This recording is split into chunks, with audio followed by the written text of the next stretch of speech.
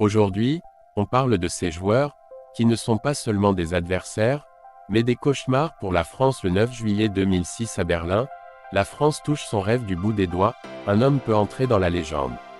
Ce soir-là, tout est écrit pour une fin parfaite. Zidane, capitaine, légende vivante, ouvre le score d'une Panenka pleine de sang-froid. Mais dans l'ombre, un autre écrit une histoire bien différente, un provocateur.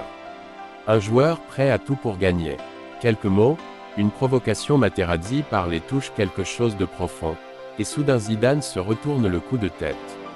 Silence, carton rouge. Zidane sort. Sans adieu, sans trophée. La France vacille, tout bascule.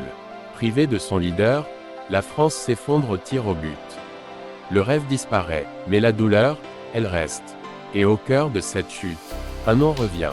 Materazzi, celui qui a transformé un conte de fées en une tragédie. Ensuite, le 10 juillet 2016, cette fois-ci c'est à la maison, le Stade de France est prêt à exploser. Tout un peuple attend, tout un peuple espère. Et puis un nom inattendu surgit de l'ombre, 109e minute, frappe lointaine presque irréelle. Le ballon file, le temps s'arrête. But, le silence envahit la France.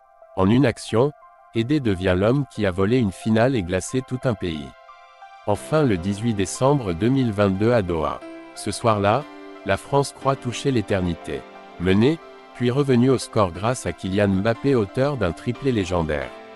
Le peuple retient son souffle. Mais dans l'ombre, un gardien prépare déjà son moment. 120e minute, une dernière occasion. Une balle qui peut changer l'histoire. Face à lui, Kilo Muani tire. Un pays suspendu. Et puis, une parade, un arrêt. Celui de Martinez en une fraction de seconde. Il vient de briser le rêve de millions de Français, mais ce n'était pas fini. La séance de tir au but devient un théâtre psychologique.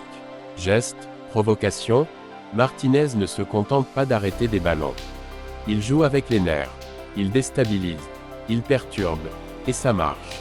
La France vacille. L'Argentine triomphe. Mais le plus dur, ce n'est pas seulement la défaite.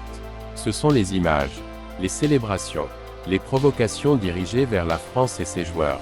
Devient alors plus qu'un simple gardien. Il devient, pour beaucoup de Français, le symbole de la douleur.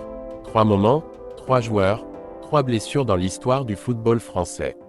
Mais une seule question, qui est le plus détesté?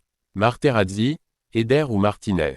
Dis-le-moi en commentaire, et prépare-toi, car le prochain débat sera encore plus brûlant. Abonne-toi pour ne pas rater nos prochaines vidéos. Merci et à bientôt.